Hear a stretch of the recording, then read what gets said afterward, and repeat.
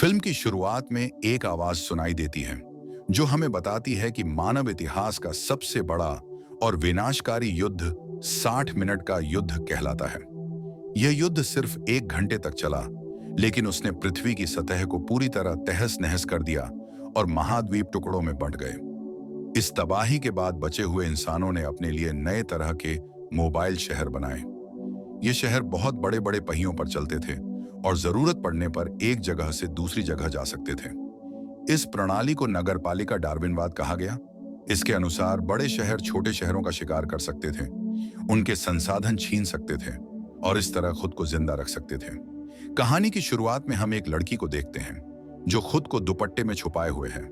वह दूरबीन से पहाड़ों की ओर देखती है और देखती है कि विशाल शहर लंदन उनकी ओर बढ़ रहा है। घबराकर वह तुरंत अपने शहर की ओर भागती है। उसका शहर सालजेकेन लंदन के हमले की चपेट में आने वाला होता है। शहर के अधिकारी और लोग ये खतरा देखकर चौकन्ने हो जाते हैं। तुरंत इंजन चालू किए जाते हैं और शहर को भागने की कोशिश कराई जाती है, लेकिन लंदन अपनी पूरी रफ्तार के साथ सालजेकेन के करीब पहुंच चुका होता है। लंदन में कई नागरिक भागने की कोशिश करते हैं, लेकिन उन्हें पीछा करने का मजा आता है और वे अपने शहर को जीतने के लिए उत्साहित करते हैं। लंदन के मेयर मैग्नस क्रोम अपने ऑपरेटरों को आदेश देता है कि सालजेकेन से लोगों को बाहर निकाला जाए। लोग भागने की पूरी कोशिश करते हैं, लेकिन आखिरकार क्रोम के आदेश पर वे पकड़ लिए जाते हैं और उनका शहर लंदन द्वारा निगल लिया जाता है। लंदन के अंदर कई तरह के इलाके और ढांचे हैं, जिनमें एक बड़ा संग्रहालय भी है। यहाँ लोग पुरानी चीजों को संजो कर रखते हैं, जैसे मिनियन की मूर्तियां और अमेरिकी देवताओं से जुड़ी चीजें। इन्हीं अवशेषों के जरिए लोगों को 60 मिनट के युद्ध के बारे में समझाया जाता है। यहीं पर हम मिलते हैं टॉम नेट्सवर्थी से। वह लंदन का एक निचले स्तर का प्रशिक्षु है और इतिहासकारों के साथ काम करता है। उस दिन उसे संग्रहालय में कैथरीन वैलेंटाइन का इंतजार करना होता है। कैथरीन लंदन के deputy Lord mayor Thaddeus Valentine की बेटी है। टॉम समय पर नहीं पहुंच पाता, लेकिन कैथरीन उससे नाराज नहीं होती, बल्कि दूसरों के विपरीत वह टॉम के प्रति दयालु और दोस्ताना रहती है। दोनों साथ साथ संग्रहालय में घूमते हैं और पुराने समय की चीजें देखते हैं, जैसे स्मार्टफोन और कंप्यूटर। कैथरीन इन चीजों में दिलचस्पी दिखाती है तो टॉम उसे एक पुराना वीडियो दिखाता है जिसे उसने एक हार्ड ड्राइव से निकाला था। वह बताता है कि युद्ध में एक क्वांटम ऊर्जा हथियार, जिसे मेडुसा कहा जाता था, इस्तेमाल हुआ था। इसी हथियार ने पूरी पृथ्वी को तोड़कर बर्बाद कर दिया। टॉम यह भी बताता है कि संग्रहालय में अब भी कई हथियारों के हिस्से रखे हैं, लेकिन उनमें से कई टुकड़े धीरे धीरे गायब हो रहे हैं। उसके वरिष्ठ इस मुद्दे पर ध्यान नहीं देते, इसलिए टॉम ने खुद अपने लिए एक लॉकर बना रखा है ताकि महत्वपूर्ण टुकड़े चोरी न हो सकें। लेकिन उनकी इस बातचीत पर उसका वरिष्ठ हर्बर्ट चोरी छिपे कान लगा रहा होता है। टॉम को निचले स्तर पर पदावनत कर दिया जाता है, लेकिन कैथरीन उसका साथ देती है। इस बीच सालजेकेन के लोगों को अपना शहर खाली करना पड़ता है। उन्हें बता दिया जाता है कि उनका शहर ध्वस्त कर दिया जाएगा। लोग अपना सामान साथ लाते हैं और हथियार लाने पर पूरी तरह प्रतिबंध होता है, लेकिन दुपट्टा ओढ़ी लड़की किसी तरह चाकू के साथ अंदर पहुंच जाती है। टॉम और कैथरीन सबसे निचले हिस्से में जाते हैं, जहां सालजेकेन के काम की जांच हो रही होती है। वहां इलेक्ट्रॉनिक्स इकट्ठा किए जा रहे हैं। टॉम को एक खास टोस्टर दिखता है और वह उसे देखकर मोहित हो जाता है। तभी कैथरीन के पिता और लंदन के डिप्टी लॉर्ड मेयर वैलेंटाइन आते हैं और टॉम की जानकारी की तारीफ करते हैं। इसी दौरान एक कर्मचारी खतरनाक पुरानी तकनीक लाता है, जिसमें परमाणु हथियारों और कुछ उपकरणों के हिस्से होते हैं। जब वैलेंटाइन लोगों से बात कर रहा होता है, तभी दुपट्टा ओढ़ी लड़की पास आती है। वह चाकू निकालकर वैलेंटाइन पर वार करती है और कहती है, "यह मेरी माँ पेंडोरा शॉ के लिए है।" वैलेंटाइन ये नाम सुनकर चौंक जाता है। लड़की दोबारा वार करने ही वाली होती है कि टॉम बीच में आकर उसे रोकता है और उसके पीछे भाग पड़ता है। दोनों भागते भागते सालजेकेन पहुंच जाते हैं, जिसे उस समय ध्वस्त किया जा रहा होता है। वे किसी तरह वहां से निकलने की कोशिश करते हैं। लड़की एक ढलान से गिर जाती है, लेकिन टॉम उसे पकड़ लेता है। तभी वह अपना चेहरा दिखाती है, जिस पर बड़ा सा निशान होता है। वह बताती है कि उसका नाम हेस्टर शॉ है और वैलेंटाइन ने ही उसकी माँ पेंडोरा शॉ की हत्या की थी। टॉम ये सब सुनकर चौंक जाता है और वैलेंटाइन से सवाल करने लगता है, लेकिन वैलेंटाइन उसे शक की निगाह से देखता है और अचानक टॉम को ढलान से धक्का दे देता है। टॉम नीचे गिर जाता है, वहीं जहां हेस्टर गिरी थी। बाद में कैथरीन आती है और अपने पिता से पेंडोरा शॉ के बारे में पूछती है, लेकिन वैलेंटाइन उसके सवाल को टाल देता है। कैथरीन को शक होने लगता है कि उसका पिता कुछ छिपा रहा है। टॉम बेहोशी की हालत में किसी अनजान जगह के बाहर गिरा पड़ा होता है। होश आने पर उसे पता चलता है कि हेस्टर उसके पैसे ले चुकी है और उसे अकेला छोड़ चुकी है। टॉम उस पर बहुत गुस्सा करता है क्योंकि हेस्टर की पिछले 6 महीनों की बनाई योजना उसी ने खराब कर दी थी। टॉम उससे कहता है कि वह उसे लंदन वापस जाने में मदद करे क्योंकि वहीं उसका घर है, लेकिन हेस्टर उसकी बात अनसुनी कर देती है और अपने रास्ते पर बढ़ती रहती है। उधर लंदन में Lord mayor Magnus Chrome Valentine पर गुस्सा होते हैं क्योंकि शहर यूरोप तक लाकर अब भोजन और पानी की भारी कमी झेल रहा है। वैलेंटाइन अपनी ऊर्जा परियोजना का जिक्र करता है और दावा करता है कि वही लंदन की मदद कर सकती है, लेकिन क्रोम को उसकी योजना पर संदेह रहता है। इसी बीच हेस्टर और टॉम आराम कर रहे होते हैं कि अचानक उन पर स्कैवेंजर्स हमला कर देते हैं। तभी दक्षिण के एक बूढ़े दंपत्ति अपने बड़े वाहन में आकर उन्हें बचा लेते हैं। वे दोनों को साथ ले जाते हैं और एक छोटा कमरा भी देते हैं ताकि वे आराम कर सकें। हेस्टर घायल होती है तो टॉम उसके घाव का इलाज करने की कोशिश करता है और उसकी मदद करता है। कुछ देर बाद लेटे हुए हेस्टर टॉम को अपनी मां के बारे में बताती है। उसकी मां पेंडोरा शॉ एक पुरातत्वविद थी जिसे पुरानी तकनीकें और दबे हुए स्थानों की खुदाई करने का बहुत शौक था। वैलेंटाइन हमेशा उनकी खोजों से प्रभावित रहता था, लेकिन एक दिन पेंडोरा ने कुछ ऐसा खोज लिया जिसे वैलेंटाइन अपने पास रखना चाहता था, लेकिन पेंडोरा उसे देने के लिए तैयार नहीं थी। उसी दिन वैलेंटाइन ने पेंडोरा की हत्या कर दी और उसके शरीर को टुकड़ों में बांट दिया। उसी दौरान हेस्टर का चेहरा भी बुरी तरह जख्मी हो गया। पेंडोरा ने हेस्टर को भागने से पहले एक हार दिया था और कहा था कि वह सुरक्षित रहे। ये बताते बताते हेस्टर की आंखों से आंसू बहने लगते हैं। इस बीच लंदन में वैलेंटाइन सेंट पॉल कैथेड्रल पहुंचता है, जिसे गुप्त रूप से एक प्रयोगशाला में बदल दिया गया है। यहां वह पुराने परमाणु हथियार मेडुसा को फिर से बनाने पर काम कर रहा है। यही तकनीक संग्रहालय से चोरी हुई थी और चोरी करने वाला खुद वैलेंटाइन ही था। इसी दौरान वैलेंटाइन को खबर मिलती है कि समुद्र में एक छोटे से शहर के पास एक अजीब सा प्राणी, एक साइबॉर्ग देखा गया है। वैलेंटाइन वहां पहुंचता है। यह साइबॉर्ग एक केस में कैद होता है और वैलेंटाइन को बताता है कि हेस्टर ने उसका वादा तोड़ दिया है। वैलेंटाइन समझ जाता है कि इस प्राणी का इस्तेमाल हेस्टर को मारने के लिए किया जा सकता है। साइबॉर्ग प्राणी वैलेंटाइन से सुनता है कि हेस्टर ने उसे धोखा दिया है। यही कारण है कि अब वह उसे मारना चाहता है। इसी बीच कैथरीन टॉम के दोस्त बीविस से मिलने जाती है। वह उससे पूछती है कि उसके पिता आखिर क्या छिपा रहे हैं। बीविस को यह पता चलता है कि वैलेंटाइन ने ही टॉम को ढलान से धक्का दिया था। शुरू में बीविस इस पर विश्वास नहीं करता, लेकिन कैथरीन उसे और सबूत दिखाती है। वही ऐतिहासिक तकनीक का वीडियो जो टॉम ने पहले उसे दिखाया था। धीरे धीरे बीविस को यकीन होने लगता है कि वैलेंटाइन किसी गुप्त परियोजना पर काम कर रहा है। इधर हेस्टर अभी भी पुराने जहाज पर सो रही होती है। टॉम उसे जगाता है और दोनों उस बूढ़े दंपत्ति के वाहन में पहुंच जाते हैं, लेकिन उन्हें पता चलता है कि गाड़ी दक्षिण की ओर मुड़ गई है, यानी दंपत्ति ने उनसे झूठ बोला था। टॉम को फर्श के नीचे से बाहर निकलने का रास्ता मिलता है, लेकिन हेस्टर अपनी चोट के कारण कूद नहीं पाती। टॉम उसे अकेला छोड़ने से इनकार कर देता है।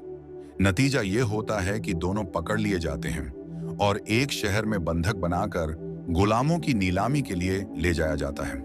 नीलामी के दौरान हेस्टर को लगभग एक आदमी खरीद ही लेता है, लेकिन तभी अचानक एक लड़की भीड़ से निकलकर उसे अपने लिए दावा करती है।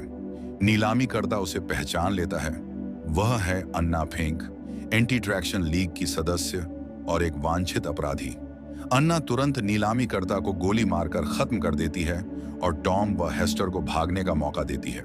लेकिन वे अभी ज्यादा दूर नहीं पहुंचते कि वही साइबॉर्ग जो हेस्टर को मारना चाहता था उनके सामने आ जाता है। उसका नाम है श्राइक। वह दोनों के पास पहुंच जाता है और लगभग उन्हें पकड़ ही लेता है। तभी अन्ना फेंक फिर से आकर उनकी मदद करती है और उन्हें बचा लेती है। इसके बाद वह उन्हें अपने हवाई पोत में ले जाती है। यात्रा के दौरान अन्ना को यह महसूस होता है कि हेस्टर और श्राइक के बीच कोई गहरा रिश्ता है। हेस्टर बताती है कि जब वैलेंटाइन ने उसकी मां पेंडोरा को मार डाला था, तब उसे अकेला छोड़ दिया गया था। उसी समय श्राइक ने उसे पाया और पाला पोसा। उसने हेस्टर को जीने का तरीका सिखाया। श्राइक दुनिया का आखिरी जिंदा साइबॉर्ग है। बाकी सभी उसकी तरह के प्राणी मारे जा चुके हैं। श्राइक हमेशा देखता रहता था कि हेस्टर कितनी दुखी रहती है। उसे तकलीफ में देखकर उसने एक लोहे का शरीर बनाया ताकि हेस्टर को भी अपने जैसा साइबॉर्ग बना दे। हेस्टर ने उससे वादा किया था कि वह उसकी संतान बनेगी और श्राइक उसे एक साइबॉर्ग में बदल देगा। हेस्टर ने श्राइक से वादा किया था कि वह खुद को साइबॉर्ग बनने देगी, लेकिन जब उसे वैलेंटाइन के सच का पता चला तो वह भाग गई। श्राइक ने उसे धोखा मानकर उसका पीछा करना शुरू किया और उसे मारना चाहता था। टॉम और हेस्टर की कहानी सुनकर अन्ना और बाकी लोग हैरान रह जाते हैं। वे दोनों को एक हवाई शहर ले जाते हैं जो एंटी ट्रैक्शन लीग का ठिकाना होता है। लीग के लोगों को पहले से ही संदेह था कि वैलेंटाइन की गतिविधियां पेंडोरा शॉ की खोज से जुड़ी हुई हैं, इसलिए वे हेस्टर से और जानकारी मांगते हैं। हेस्टर उन्हें बताती है कि उसकी मां ने एक बॉक्स खोजा था जिसे वैलेंटाइन चाहता था। जब पेंडोरा ने उसे देने से मना कर दिया तो वैलेंटाइन ने उसकी हत्या कर दी। इस पर टॉम को याद आता है कि उसने भी संग्रहालय में वैलेंटाइन के पास वही पुरानी तकनीक देखी थी जो 60 मिनट के युद्ध से जुड़ी थी। तभी उसे एहसास होता है कि वैलेंटाइन उसी हथियार मेडुसा को फिर से बनाने की कोशिश कर रहा है, वही क्वांटम ऊर्जा हथियार जिसने सदियों पहले पूरी पृथ्वी को नष्ट कर दिया था।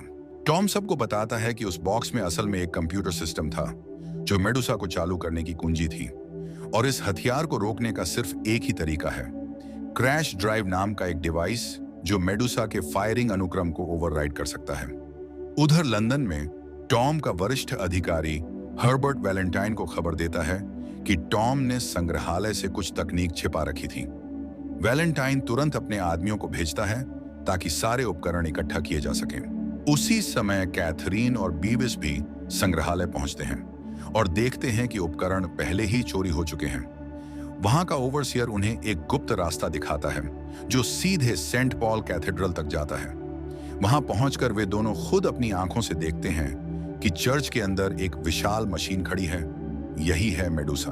अब यह पूरी तरह बनकर तैयार हो चुकी है और हमला करने के लिए तैयार है। वे छिपकर दीवार के पीछे खड़े हो जाते हैं और वैलेंटाइन की बातें सुनते हैं। तभी वर्तमान लॉर्ड मेयर चर्च में आता है और गार्डों को आदेश देता है कि वैलेंटाइन को गैरकानूनी प्रयोगों के लिए गिरफ्तार किया जाए, लेकिन गार्ड अपनी जगह से नहीं हटते। वे खुलासा करते हैं कि वे सब वैलेंटाइन के आदमी हैं। इसके बाद वैलेंटाइन खुद लॉर्ड मेयर को मार डालता है। कैथरीन ये सब देखकर डर जाती है। वह और बीविस किसी तरह सीढ़ियों से होकर चर्च से भाग निकलते हैं। तभी अचानक लाइटें बंद हो जाती हैं और श्राइक वहां पहुंच जाता है। वह हेस्टर की तलाश में है और पूरा शहर आग की लपटों में डूब जाता है। टॉम और हेस्टर भागने की कोशिश करते हैं, लेकिन श्राइक उनसे भिड़ जाता है और एंटी ट्रैक्शन लीग के कई सदस्यों को मार गिराता है। आखिरकार वह टॉम और हेस्टर दोनों को पकड़ लेता है। वह टॉम को मारने ही वाला होता है कि हेस्टर विनती करती है कि वह ऐसा ना करे।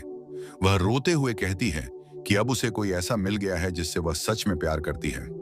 यह सुनकर श्राइक को एहसास होता है कि हेस्टर अब अकेली नहीं है और उसके पास जीने की एक वजह है। श्राइक समझ जाता है कि हेस्टर अब अकेली नहीं है और वह अब दुखी भी नहीं है। इसका मतलब है कि उसे साइबॉर्ग में बदलने की जरूरत नहीं है। गंभीर रूप से घायल श्राइक हेस्टर को उसकी मां पेंडोरा द्वारा दिया हुआ हार लौटा देता है और उसी समय मर जाता है। इसके बाद हेस्टर, टॉम और एंटी ट्रैक्शन लीग के सदस्य मिलकर शानगू शहर की ओर निकलते हैं। वहां उनकी मुलाकात गवर्नर क्वान से होती है। वे उसे वैलेंटाइन की पूरी योजना के बारे में बताते हैं। अन्ना फेंग सुझाव देती है कि शानगुओं को तुरंत एंटी ट्रैक्शनिस्ट बेड़े को लंदन के खिलाफ भेजना चाहिए, क्योंकि अगर लंदन पहले हमला कर देता है तो शानगुओं के पास बचने का कोई मौका नहीं रहेगा। गवर्नर क्वान गार्डों को आदेश देता है कि वे लंदन पर हमला करें, इससे पहले कि लंदन उन पर वार करे, लेकिन टॉम इसका विरोध करता है। वह कहता है कि लंदन वासियों को निर्दोष होने के बावजूद सजा नहीं मिलनी चाहिए। यह गलती सिर्फ वैलेंटाइन की है। क्वान जवाब देता है कि अगर शहर की रक्षा करने का कोई और तरीका है तो वह भी उसे अपनाएगा। इसके बाद सभी लोग लड़ाई की तैयारी में जुट जाते हैं। टॉम गुस्से में वहां से चला जाता है। इस बीच हेस्टर और एक लीग सदस्य सत्या प्रार्थना कर रहे होते हैं। तभी हेस्टर को अपनी मां का दिया हुआ हार याद आता है। उसे पता चलता है कि उस हार के अंदर ही क्रैश ड्राइव छिपा हुआ है, वही डिवाइस जो मेडुसा के फायरिंग अनुक्रम को रोक सकता है। वह तुरंत अन्ना फेंक के पास भागती है और उसे सब कुछ बता देती है। इसी दौरान वैलेंटाइन मेडुसा का पहला हमला शुरू करता है। उसकी ताकत इतनी भयानक होती है कि शानगुओं की मजबूत दीवार आंशिक रूप से टूट जाती है और शहर के भीतर भारी तबाही मच जाती है। विस्फोट से लोग इधर उधर गिरने लगते हैं और शहर हिल उठता है। पहले हमले के बाद वैलेंटाइन सिस्टम को रिचार्ज करने और दूसरा हमला करने का आदेश देता है, लेकिन रिचार्ज पूरा होने में थोड़ा समय लगेगा।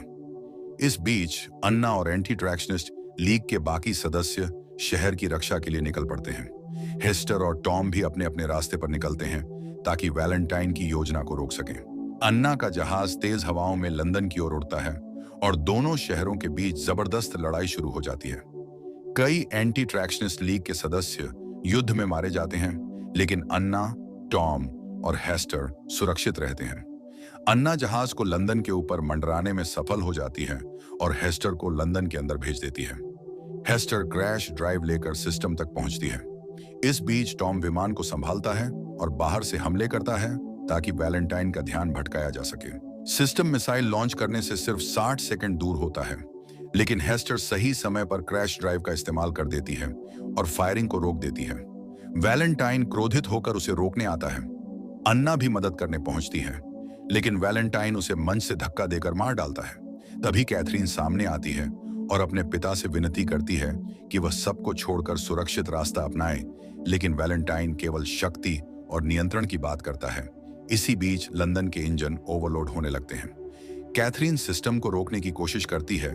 टॉम रेडियो के जरिए उसे गाइड करता है और इंजन का गेट खोलने को कहता है। फिर टॉम अपने जहाज को इंजन में उड़ाकर मारता है, जिससे इंजन नष्ट हो जाते हैं और लंदन मिसाइल लॉन्च करने से रुक जाता है।